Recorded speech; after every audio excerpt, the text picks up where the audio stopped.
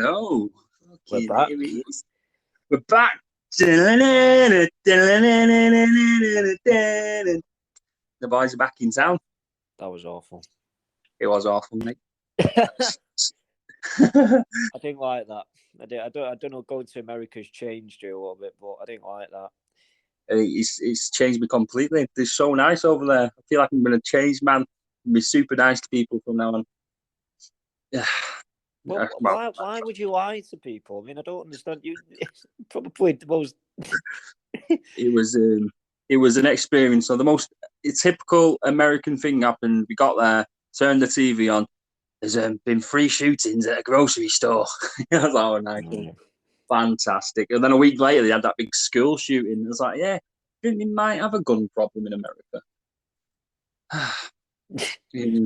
I can't even answer that because if you said no, you messed up. You're just as messed up as they are. How can you? I just can't believe people stand by those decisions. Like people are actually in a governing position where they think, yes, guns are important. We need them because we need to kill people just in case. And in some cases, we'll go on the offensive for no reason and just kill a few people for self-ideology or something like that. Crazy. Anyway, that's your death comment mention, so you're not allowed another one in the whole podcast. No. Yeah. That's actually it started with 1 minute 38 seconds in. That's not a good start. I know, but you've already mentioned death. If you've mentioned every podcast something to do with death, murder, or some criminal activity. So, well, I thought we'd give ourselves 2 minutes to say where we've been. I've been to Florida. You've been to where did you go? Marbella. Marbella, yeah. So that's why we've been away for. How long's it been? Feels like about a month to me. No. I think it was 3 weeks. I think it's actually 3 weeks, to be fair. It sounds so much longer. Yeah, I think it's 3 weeks. I could be wrong, but yeah, I think it is. I think what I'm trying to do as well on my phone, I'm trying to find where the speaker is on my phone, so I'm not as quiet anymore. But I don't know where it is. You sound fine to me now, but every time I listen to it back, you just sound like nothing. I know. That's what I mean. We need to. You were celebrating the Jubilee, Jonesy. I know you're massive with the Royals. You had a lot of time with Prince Andrew back in the day.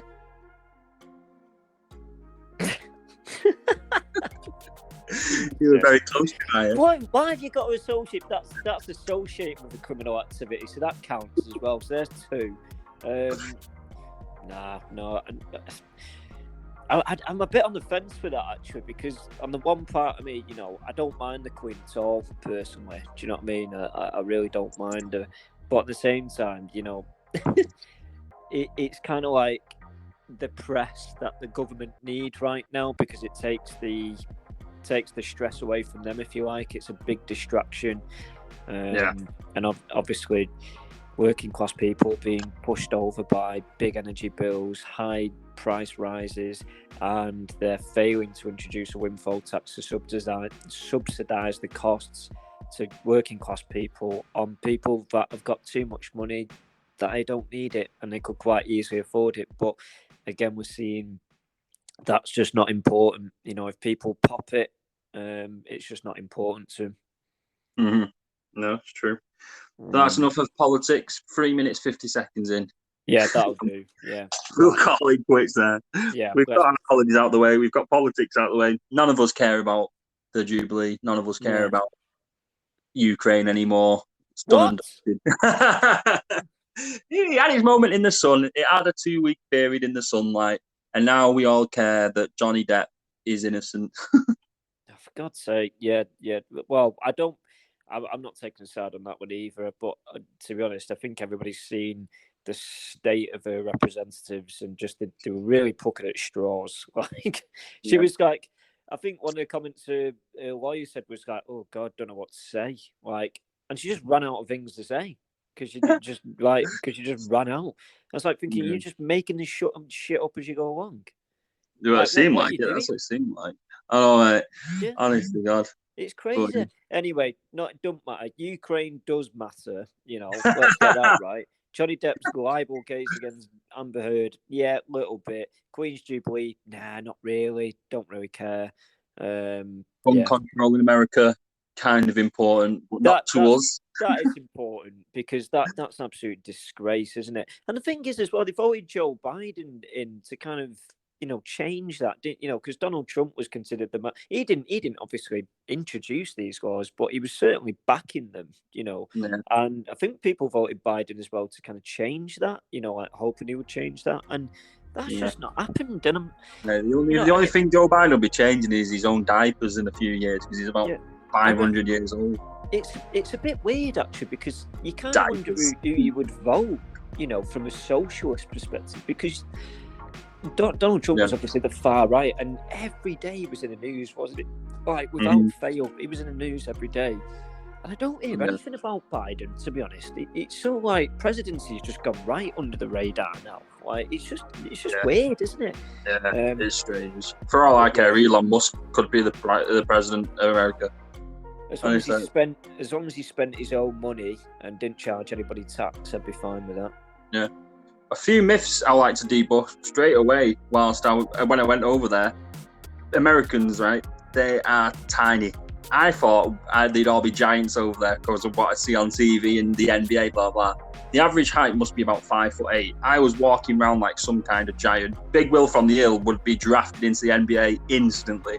Like, I think their measurements are just different because for Seth Curry, and he's 6'3", and it was like a size like to scale model like size of him, and I'm 6'2", and I went next to him and I was like 3 inches taller than him. So in America, I reckon I'm 6'5", and Will must be about 7 foot. Like they just look at him like a freak over there. Honestly, like it's crazy. But, that was one of the things. And the other thing is they always get taken as if they're really like pricks and arrogant and horrible. They were so nice. They were over the top polite.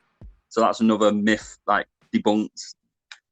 And I didn't see any massively obese people apart from one, and he ended up being British because I was looking for him, and I saw one. I thought that guy's ginormous. I went past him, and he was like a Cockney. I was like, no fucking way.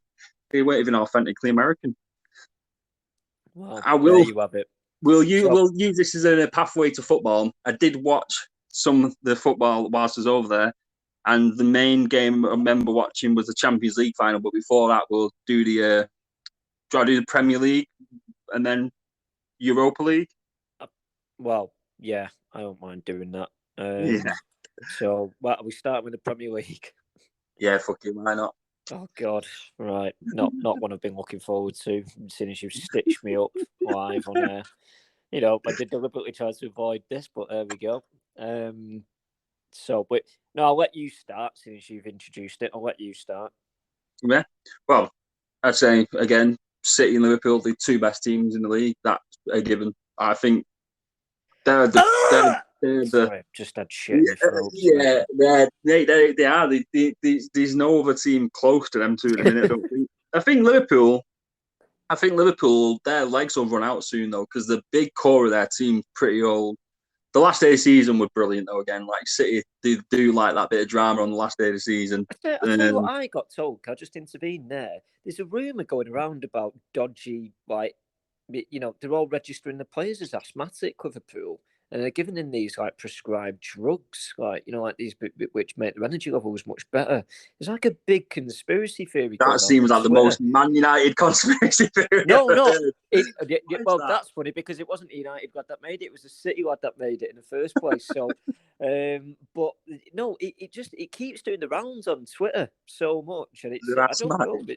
It'd be interesting to see what comes out of the pipework, but I just thought I'd mention it. I don't know if any of you are on Twitter and you've seen it, but I'm forever seeing people linking like Liverpool players to like asthma, so they can get this. Asthma. Yeah, Bailey Medicals and asthma. What the fuck? They need these magical pills. I don't know the full details, but apparently if they're asthmatic, they can take something, and it enhances performance. So there's some like big conspiracy theory in it. I'm not saying it's true for 1 minute. It's just funny seeing it go off on Twitter like mad conspiracy theories. But anyway, sorry, go on. Yeah, I think that for the top two, them two, we're running away again. Like they're too good. They play better football than everyone else in the league. They've not even got the best teams on paper, really, but they're just better. Everything about them two clubs is just miles better than the lead that the other teams chasing at the minute. I don't know if you can say that. I think technically Man City have definitely got the best team on paper in the league. Definitely 11. You're definitely starting 11, but I'd say comparing the players, comparing it to where they finished relative to the other teams. Like United's 11 compared to City's 11, and then look how many points both teams finished on. Like you'd say that gap shouldn't be nowhere near as big as it is. Yeah, I get what you're saying. I think but like we were saying in previous podcasts, I think the Premier League has become much more competitive because, other clubs can now invest bigger money on players, and it's not, just the big clubs that can do that. You look at Villa now. Yeah, Villa spent like 50 million, I think, already. Yeah, we got some breaking news that would probably break Carl's heart just before the start of this podcast. Neil Critcher, their manager's gone to be Villa's assistant manager, which is fucking mind blowing. That baffles me, and there's only one thing for that for me, and it's money. I think Villa have got a lot of investment going on at the moment. So granted, I think he's just, he's probably one of them. He wasn't sure at first. He obviously saw Gerrard in charge, and obviously, he's got links with Liverpool, so he thought, I might do it. And he's just gone, tell you what, we'll pay you a shitload of money. All right, okay, I'll do it. So, it's crazy, isn't it? I think he's kind of plotting like a bit like Macbeth, like kind of. He's just thinking like, right, Gerrard, if I throw him under the bus, then I can take over. Like it seems so strange that every manager must want to be the manager of their own club. But you even see some Premier League managers, some Premier League assistant managers, coaches, blah blah, drop right down to League Two, League One, and he's gone from Championship and Blackpool team on the way up. Like we've done that squad. Now, I worry for Blackpool now. I mean, I'm obviously buzzing because he's probably one of our teams who would be battling against next season. So I'm quite happy to see that their manager's left because I think the key to their team is the manager. Like some of their players are definitely League One players, and he's getting some really good results with them. So I'd worry about them next season. It just depends on the recruitment. The fact that the fans own the club now, it's back in, better ownership than it was under Oyston. And you don't know what to expect, but I think the recruitment process will be better because of that. The structure of the club will be better because of that, and they're not going to do anything to jeopardise the football club. For them to be in the Championship is good. Do you know what? They've won good games and they've lost bad games as well. Blackpool. It's been a bit of a weird one from the season, but with everything that's happened, all the changes in the background at the club, I think you can understand that. They were forever being tipped to be relegated, and they've not been. So that's an achievement in itself. Things change. I don't know why this move's happened for Critchley. I don't know why he's thought it's the right thing. But no, I think the structure's getting better, and this is an opportunity for. Again, we've seen it in other clubs. I think Forest Green's manager left, didn't he, to go? He went upwards. I can't remember. But you could look at some of the managers in the lower leagues, and Blackpool would be a really tempting proposition. I'm thinking, I can't even think of it. But you're looking at clubs like Solihull right now. We're in a playoff final. I'm not saying they should go for their manager, but you get where I'm going with it. You can go lower league, and you'd be looking at Blackpool and thinking, God, I'd take that job in a heartbeat. So, I think they'll get a league. They'll definitely get a League One manager. Like, I think someone like Jimmy Floyd Hasselbank at Burton. I think he's been interviewed for a few jobs, but I can imagine him taking that kind of step. There'll be a few, I think, but they'll have to be. They did unbelievable to get Critchley, because I found out. He's one of 16 managers in the whole world who've got the elite badge, the UEFA elite level badge, and Critchley is one of 16 people to have that in the whole world. Oh. So Blackpool did So there's like a lot of Premier League managers who don't even have that badge. I love a stat. So that is a good stat. I like that. Got time for that. But that's what I'm saying. Blackpool did amazingly well to get Critchley there. So to lose him is an absolutely stunning blow. Amazing for Villa. But we'll move on. I'll let you do the top four, like your thoughts on the top four, because I think top two and top four now are two separate things, really. Like top two title race, that was always Liverpool City.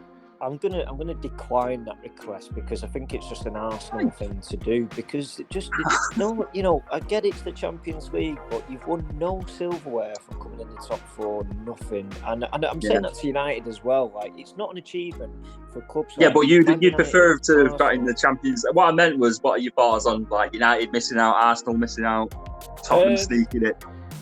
United expected, personally. I know it comes across as a terrible season to everybody else, but I think for a lot of the United fans, even though we know it's a terrible season, had you asked them at the start of the season, I don't think they would have had high hopes. I think they made the right, some of the recruitment looked better, but they didn't get rid of the players that we were desperate to get rid of. And already, in the last couple of days, we've seen Pogba's leaving, Lingard's leaving, Mata's leaving, Matic leaving, Cavani's left, Grant's left.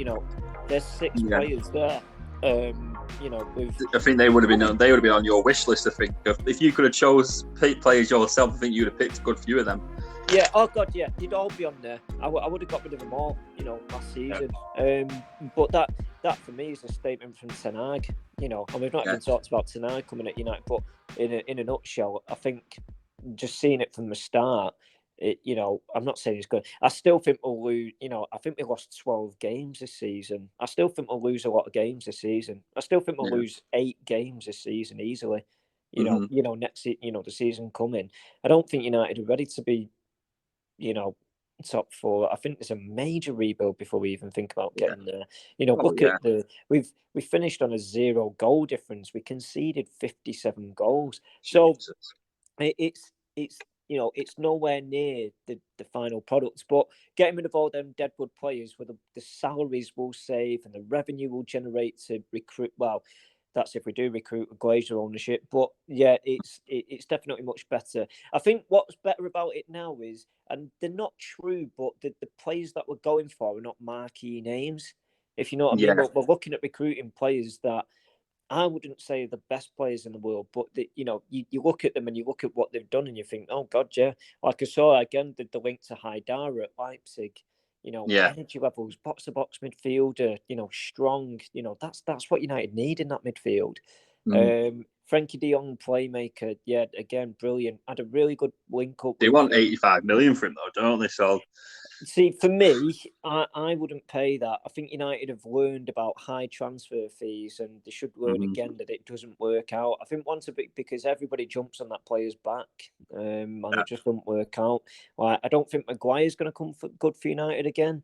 What do you do with Maguire, though, really? Like, he's just like, because of how much you paid for him, and because he's an England international who Southgate trusts wholeheartedly. Like, Maguire couldn't play a game again, and Southgate's still picking for England. I just feel like he must have to go for some. Like, no one's going to get him for free. He'll have to play for United, and then someone will have to buy him for a decent fee. Yeah, I don't know who. It's a tricky one, isn't it? I think United have to accept the losses, really.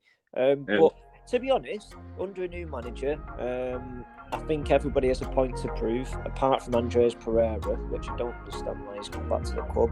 I think everybody has a point. A lot of players have a point to prove. A lot of players will get released as well. There's other players that we're talking about losing or selling. The likes of Dean Henderson, Phil Jones, Eric Bailly can go for me. Absolute ability. Dean Henderson. I think Dean Henderson, to be fair to him, it's not to discredit him. I think he just wants first team football, so I can't blame him for wanting to leave the club. If I could think of a signing and a transfer that just makes sense in every sense of the word, is Dean Henderson to Newcastle. That in my head, that's someone playing FIFA that, and they'd go, right, I've got a load of millions of pounds. I want a young English goalkeeper, Dean Henderson. Bam, it's just done. It makes sense. I feel like that transfer is already done. I don't know why, but it just seems right, that transfer. The interesting thing is with goalkeepers, the values, really, apart from Buffon back in the day, I mean, values of goalkeepers have gone quite insane. I think the value of a good goalkeeper is getting improved. I think the one that staggers me. Well, there's 2 that stagger me that stand out actually. Alisson, to his credit, was a heavy investment for Liverpool, but one that's obviously paid off. But 2 ones that stand out for me is Ariza Balaga at Chelsea, because he was 70 million and nobody talks about And Jordan Pickford, I think, was 40 million from Sunderland. You know, so they're quite the fees for goalkeepers are quite mad. And I just sometimes I think of clubs, I'm always asking myself the same question: are you sure you've not got anybody in the youth system that's ready to step up and take part? Are you sure? Because I'm not convinced. You know, I'm not convinced that. You know, I think some managers don't just refuse to take that risk. And it's poor because, you know, it only comes back to one and when they spend loads of money on someone and then it's embarrassing for the club, you know, when it doesn't work out. Keepers seem a premium because experience seems to be everything. Because, like, what's he called at Leeds? Meslier. He seems like a top quality keeper, but because he's still young and not experienced as much, he still makes so many little mistakes for Leeds. Like, he seems like such a top keeper. But he's a standout performer for their, you know, they'd be relegated without him this season, you know.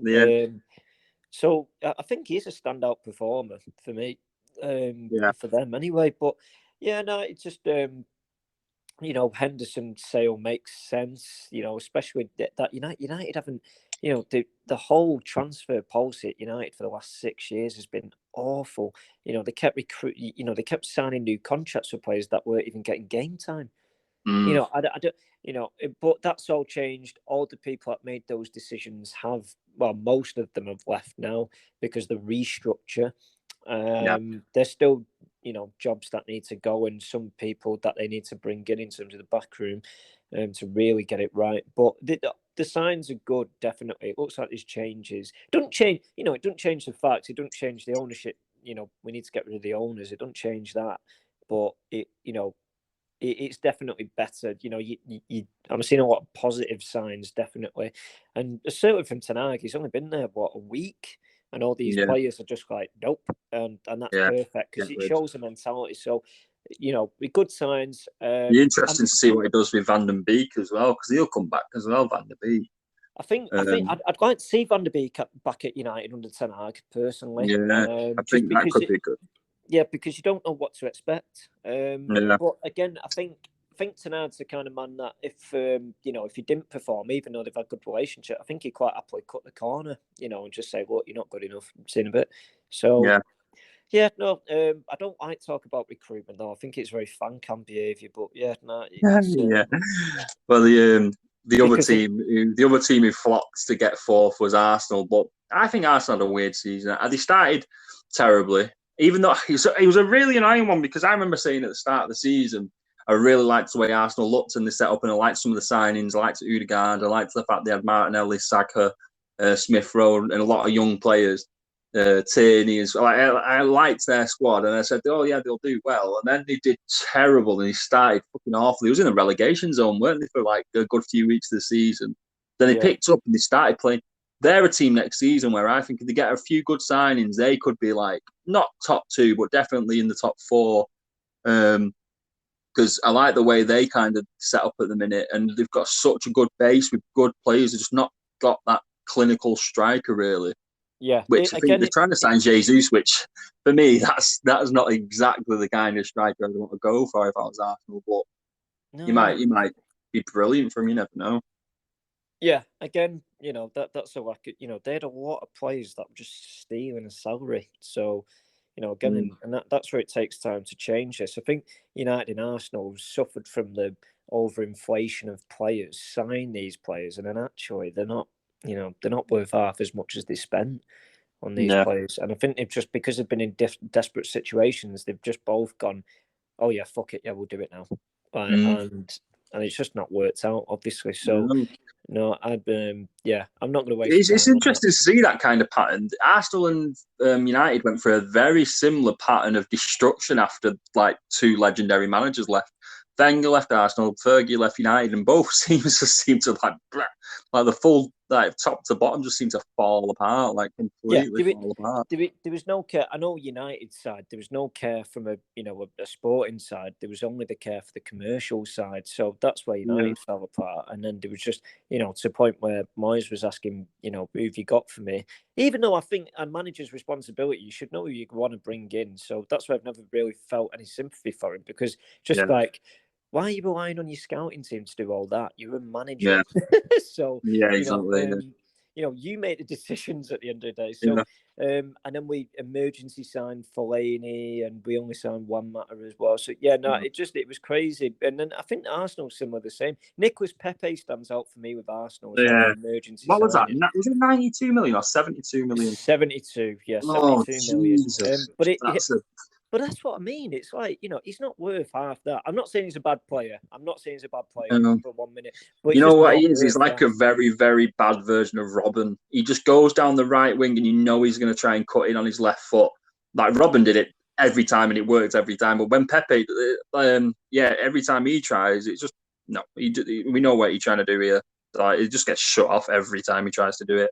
Yeah. But now and again he gets through and he scores like a nice little curler into the top corner of like 1 in 10, but I think with him, he's been a massive flop. I forgot about him. Like when I was thinking of Arsenal, I just think of the front three of like Odegaard, Saka, and Martinelli, and I think that's such a good, young, cheap front three. I know Odegaard costs like 30-odd mil, but I think he's going to be worth every penny. I think so. I'd have to agree with that. He looks a good player. I'm not saying he's world class yet, but he does do. His football is brilliant, isn't it? So he's definitely on his way, isn't it? He's still young, so plenty of time. Exactly. How long has he been about for now? I remember signing him on like Football Manager like 15 when he was like 15 years old, playing for that what they call the Stormgarden or something. Stormgast hasn't been in Norway.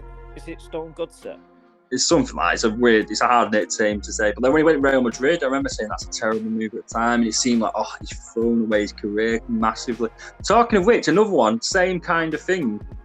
Celtic have just released Karamoko Dembele, who was literally like the next Messi. What? Yeah, do you remember? Really? It was a few years ago. Yeah, and 13-year-old. He was 13. Yeah. Yes. Yeah. He's just been released. Straight away, I was like tagging Wigan scouts. That's what got signed. Like, he might be terrible, but just like when you play FM, when certain players get released or become available, you just want your club to sign them so bad.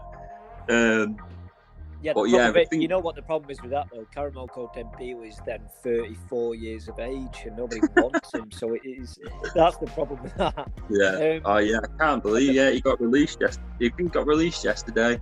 I think he'll end up somewhere.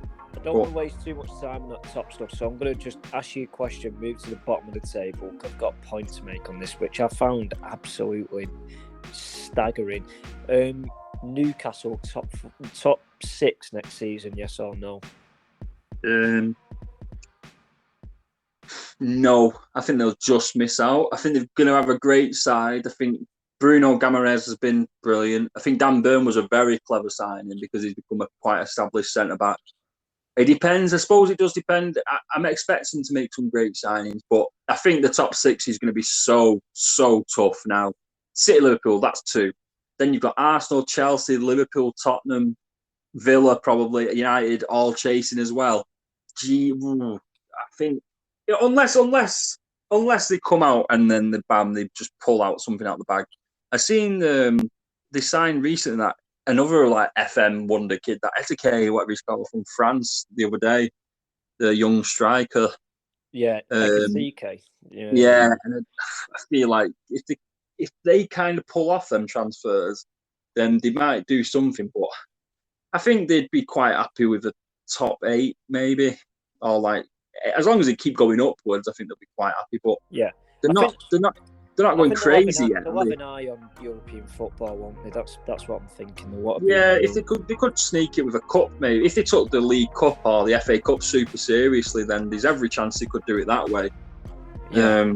I think the thing is though, it makes other teams look bad because you look at the other teams. I mean, Leicester, West Ham, Villa. That was another 2 teams I didn't even mention there, and they're 2 top table teams. So a bit Everton. I know Everton. Actually, let's just skip right to the bottom of the table now. First of all, I want to make that point. So, I don't know why I watched that overlap with the cams the other day, and the Burnley representative. Oh God, I can't believe what he said. He was expecting them this season to push for Europe. What? That was his expectation. No, them days are long gone now. I mean, it's not even that. It's the delusion among some of them, and they've not invested a lot of money. And to be honest, I think quite rightly, because you know, we've seen like teams spend loads of money. God, who was it? I mean, even Villa and Everton are prime examples of this. They spent loads. I think Everton spent 100 million to start last season. It's not really bad players. Some of the players they bought in, some of the players they bought in for some of the prices they've paid for are just outrageously bad. Like really bad investments. Like, let's not even go to Sigurdsson. How much did he cost? Like 50 mil or something ridiculous. God, yeah, I forgot about Sigurdsson as well. Yeah. I thought, you know, when I was thinking about Sigurdsson, I was going to put a bet on before. I thought like it was like Israel v Iceland. Then straight away popped to me like, well, Iceland without Sigurdsson. I feel like that'll be just a completely different team without their star man anymore. Yeah. So, I went for Israel. But yeah, Everton. I mean, God, you could throw a coin between United and Everton for the worst season in the Premier League, couldn't you? Really?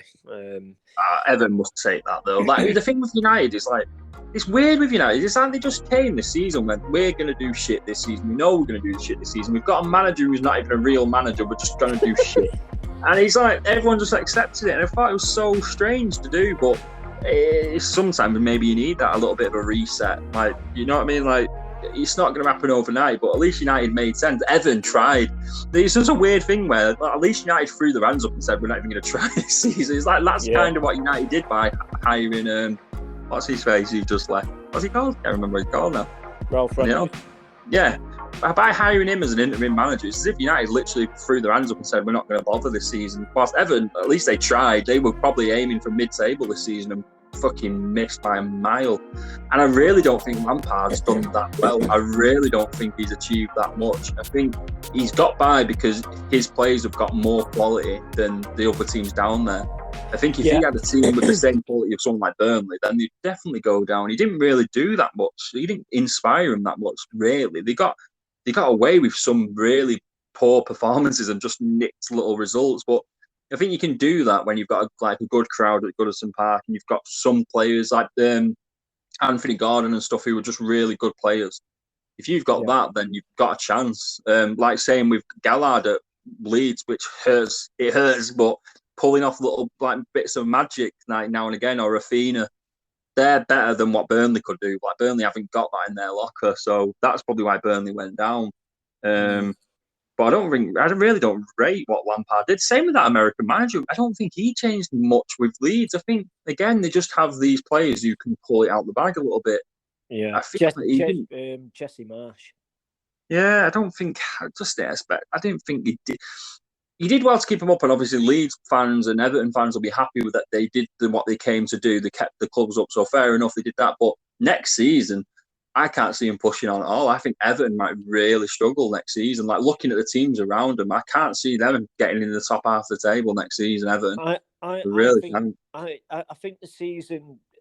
I'm not going to be as critical on Frank Lampard as you are, and respect that. I know that when Everton went into that, they were in deep stuff, and Frank Lampard actually managed to get a couple of wins under his belt. To be fair, which Benitez didn't manage. So I think he did improve the situation, but improving that situation at Everton is not good enough for that football club.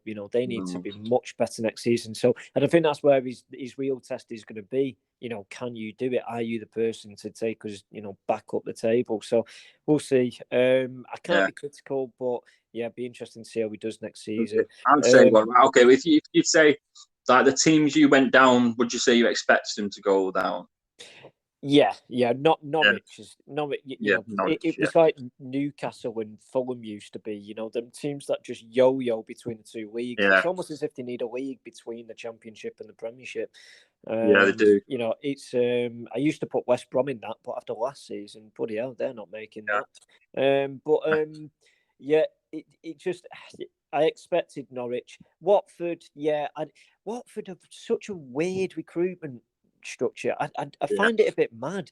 They always seem to buy these players that nobody's heard of, and they just, I don't know what they do. They just get by. They're not. I think the one they signed was obviously Richarlison when Silva was managing, Yeah, and he signed Richarlison, and he was good for, he was really good. Etienne Capoue, he was a good signing, but they're just a weird. I couldn't even name you half of their starting 11. Do you know what I mean? Like all the other clubs, you can kind of you've got kind of indication as to who they're going to play, but Watford, it's just so. I don't know. I think it's such a bizarre club. I don't understand it, but they do well in the Championship clearly because they didn't get back up. But very odd.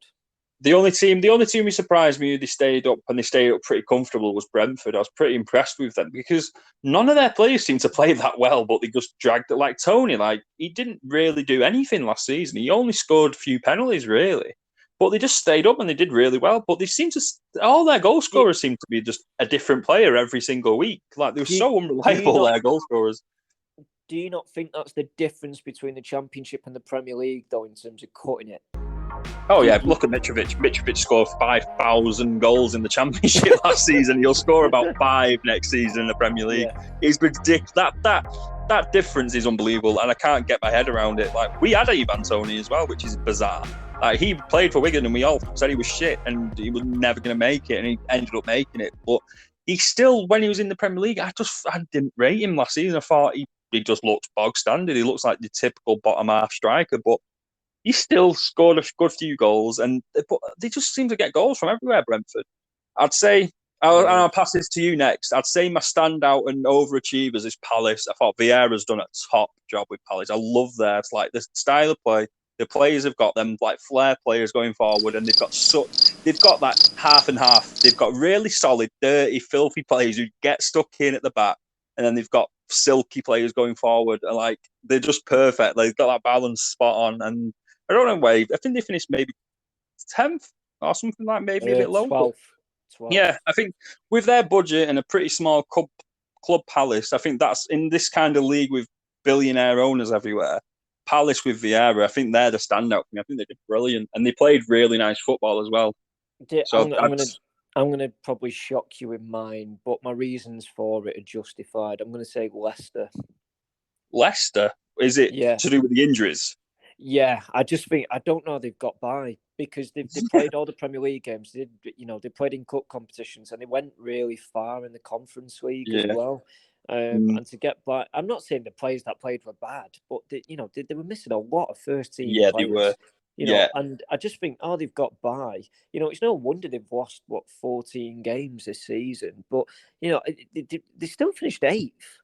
They did. That is. It's a brilliant shout. I didn't even think they've had. I remember. I think I went on Twitter and made this point, and halfway through, I couldn't believe the injury list they had on Physio Room. Every other club was 1, 2, and they was 15 or something like that. The whole squad just hit. James Justin, Pereira, Maddison at one point, Vardy for a long period of time, Soyuncu, Evans. It was everyone, all their teams. So that's a great shout. Can't believe how badly they got struck. Then again, where do they finish next season? Because I've heard Tielemans might be off to Arsenal. Another one who got injured for a long period of time last season, I think. But I've heard he might be going to Arsenal. If they take Tielemans out of that team, if they don't replace him well, and indeed he probably gets snapped up as well. Plot twist. They lose Tielemans and nab Christian Eriksen off Brentford. Ooh. That'd be quite a nice little... Yeah, that might work, but I can't see that personally because I can't. But it's just that honestly, football is weird at the minute. You see some right random signings. The only reason I say that is because Eriksen and Brentford are both Danish. I'm pretty sure Brentford are a Danish club. I know Brentford are a Danish club. Mate, they are such a Danish club. I don't know if their owner's Danish, but have you seen their they made this model of the B team? And it's just full of random Danish youngsters. It's just such a weird club. They've just done a Football Manager, just gone over to Boulder Glimt and just gone, we're taking all your kids, mate. They're all coming here and they're all just going to play here forever. Seen a bit. Yeah, it's exactly what they've done. So I feel like he might stay, probably club captain next season or something daft. I have them as going down next season as well, actually. Brentford, I'd say. I think I made this bet ages ago with Huddersfield, and I said, no, Huddersfield played well. They'll stay up the season after, and they didn't. And I feel like this is going to be a Brentford. I think they'll have this season where they've done well, but unless they invest well, I can't see them doing it again next season. The Premier League is going to be so competitive. Like, I just cannot see them staying up.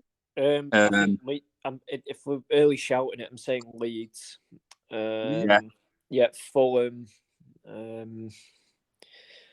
I think Nottingham Forest will stay on Heart. Yeah, I think Forest will stay. I'd probably say, don't know, with Bournemouth. Actually, Bournemouth can put it on the back. No, you probably, I could see. But you could be surprised. Honestly, looking at the middle of that table, I mean, it could even be Everton. Depending on how they, if they collapse or they thrive, it could really be. Anyway, too much time on the Premier League. Don't like it. Move on. Let's not do European competitions. I'll tell you what we will do though. Just keep that sweet. Get in Real Madrid for beating them tramps, by the way. Absolutely love that. For all the time we're getting swayed this season and 8 turn up and slap them. All that talk about the quadruple from all the media, Sky News, BBC Sport, BT Sport, you can all go fuck yourselves. You all deserve it.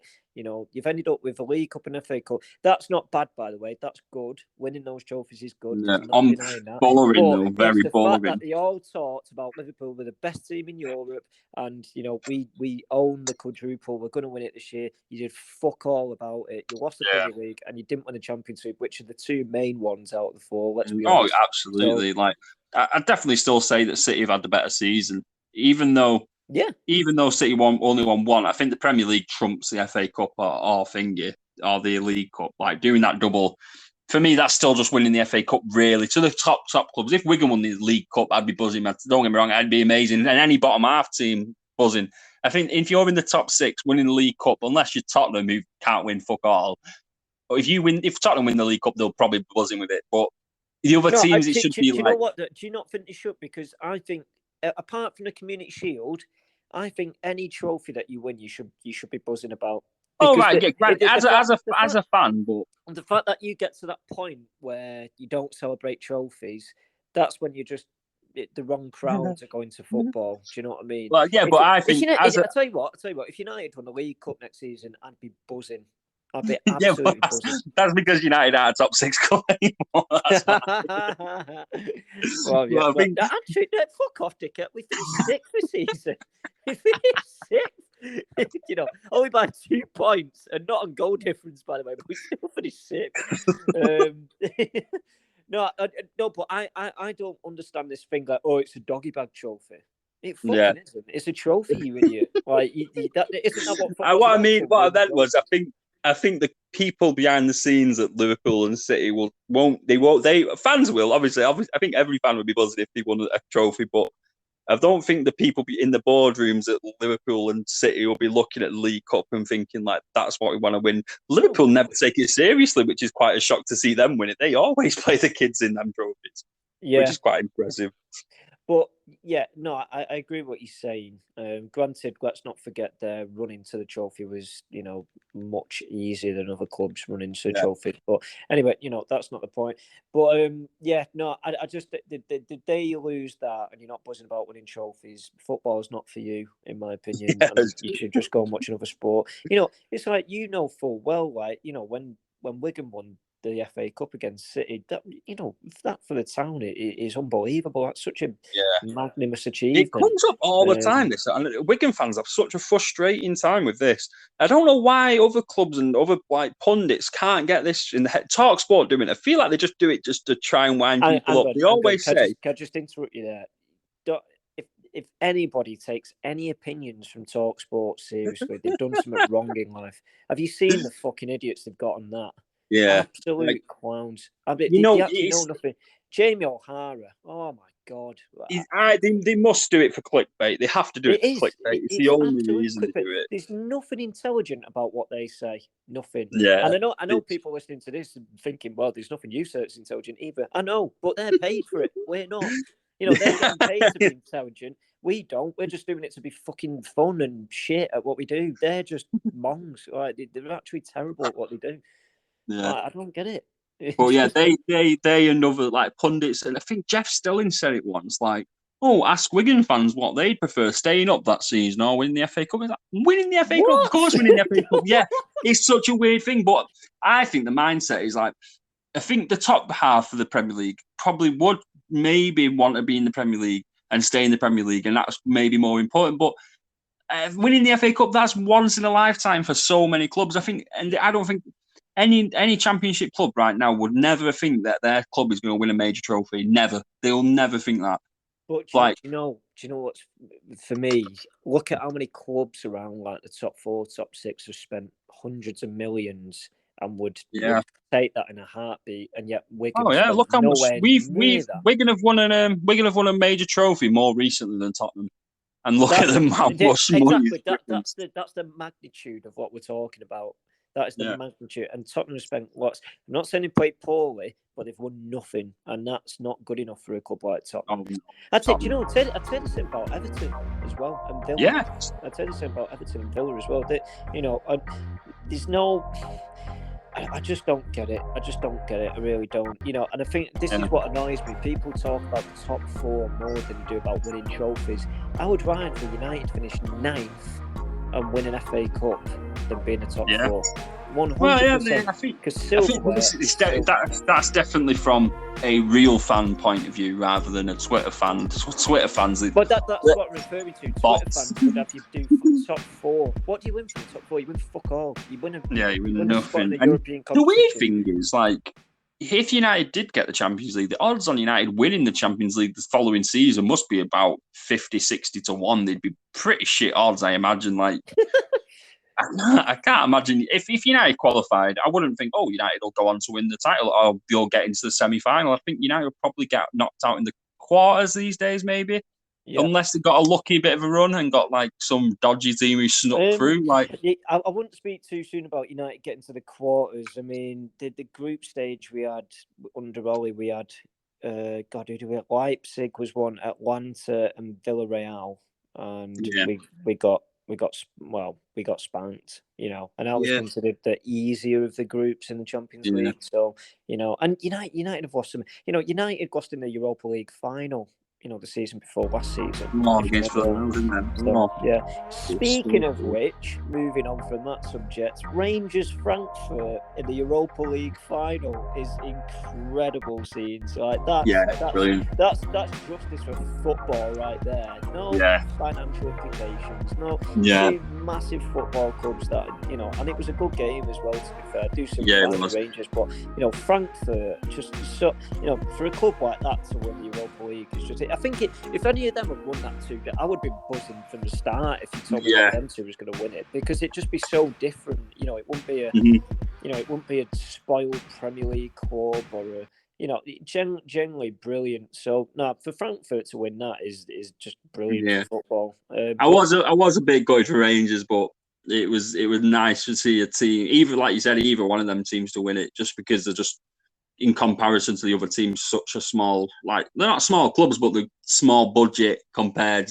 Like James Tavernier, another one, an ex-Wigan player playing in the Europa League final. I was like, what the fuck is going on? What kind of, like, what is going on here? It was we had 2 ex-Wigan players in that final, because Balogun, the centre-back, played for us the season, like, before we get into administration. I remember just so weird. Yeah, so strange to see these players playing, like, Europa League. I think that's, for me, that would be the only benefit to going to Scotland. Like, the league, these looks like a trash league, but the chance to play in Europe and have a really good go at Europe if you play for Rangers or Celtic is definitely a big pull for them clubs. And they are massive clubs now, they're giant clubs.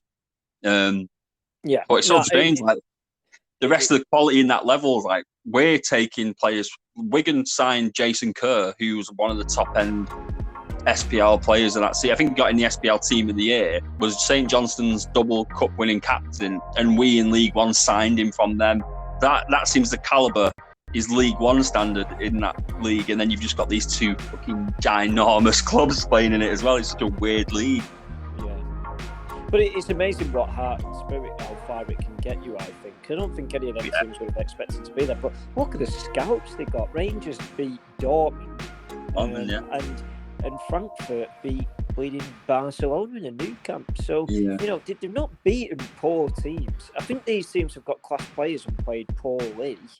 Obviously Barcelona have had massive amounts of changes. But the players in that Dortmund team weren't poor. Not at all. Oh, no. Jude Bellingham. Jude Bellingham, best player in the world, unbelievable. He's so good. He's so good. Honestly, I'd start my own fan base for that man. Honestly, he's going Liverpool. Going Liverpool next season. Do you know, if Ten Hag is listening to this, if you do spend 80 million on a player, can you just do it on Bellingham? No one else, just Bellingham. I'll say this right now. There's more chance of Jude Bellingham going to United than there is that Ten Hag is listening to this podcast. Yeah. Either one of them is not realistic right now.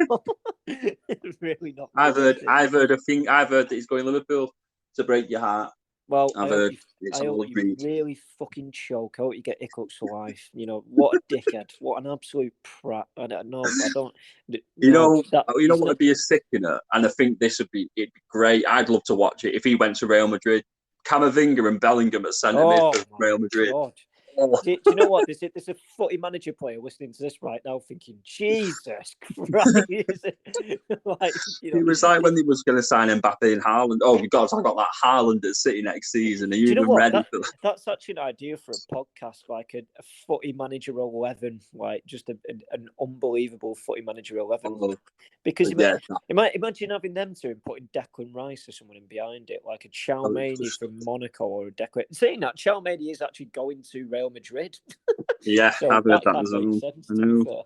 I swear, Real Madrid scouts genuinely play. I've always thought that after they signed Odegaard, I think they just have someone playing FM and go, who's the best wonder kid in the world right now? Just sign him and hope for the best. Camavinga as well. Not many people seem to clock that, and he just went, boom, Real Madrid. I barely noticed he went Real Madrid until like a few months ago. I was like, no way, when did he sign him? I'll tell you what, though, he was 50 million, and I think that, Real Madrid, again, they're signing young players. Granted, the fees are a little bit higher, but they're going to get years out of them, so they're worth the investment. I'd personally love it if Bellingham went to Real Madrid. I think that is the perfect little midfield, Camavinga and Bellingham at centre mid. That's just a joke. No, I'd love it if Bellingham went to United and Camavinga went to United. And that's that. Anybody else can have anyone, but Bellingham needs to go to United. But that's just never going to happen, so let's stop dreaming. You could get his younger brother. I think he's in England's under 19s as well. Joe Bellingham. I think we should just sign him now in the hope that he's anything like his brother. But it's just. But you know what they say, the older brothers are usually the more mature ones. So I don't think he's going to have the same mentality. Very harsh. He's only a kid. Yeah. But, I don't think he's going to have the same mentality. They look very similar. Have you seen a picture of them both stood next to each other? Literally, I think they're twin brothers or something. They look exactly the same. They really did. Honestly, there's one facial feature that's different. They look so it's weird, isn't it? Yeah. Right, I'm thinking what we do, we wrap this one up, and then our next podcast we do the summary from National League to Championship. Did we not do that though? I thought we already did that. I'm confused. Have we done that? Oh, right, I think our last podcast, because I remember saying we was talking about our flops and I was saying Ipswich and blah blah blah. I thought you wanted to follow it up. So if you don't want to do that, that's fine. Oh, no. Next week we'll do a transfer room, the transfer. We said we would scout a player each. And you had a really good idea. I can't remember now. What I was going to say was, if we do that one tonight, so we'll do that now. We'll just end this podcast. So we've got just to talk about the Premier League, and then we'll just end this one and start the new one to do thing if you want. Or do you want to just do it all in this one now? Yeah, whatever. If I start it fresh, so we can just go on to a new thing. It's just we can name it differently. Then I think we're just going to cram too much into one podcast. So right, yeah. No, then I can spread it out a bit more then as well. Yeah. No, right, yeah. Sure, we'll do that then. I'll end this one now then. Yeah. Happy days. All right. Bye. See ya. Bye. Bye.